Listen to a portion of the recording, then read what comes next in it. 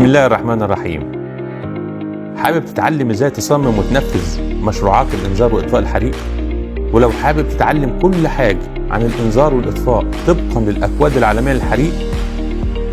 ولو حديث تخرج وعايز تتعلم ازاي تركب وتبرمج عشان تقدر تفتح لنفسك مجالات شغل كتيرة في مصر او في الخليج؟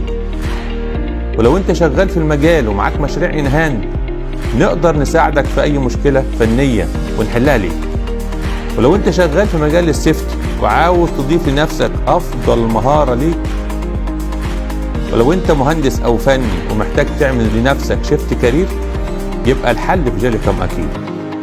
انا المهندس جمال عبد العاطي حسنين، كنت مدير مشروعات من سنة 1988، وانا حاليا مدرب وخبير في هذا المجال العظيم، والحمد لله دربت الاف الفنيين والمهندسين.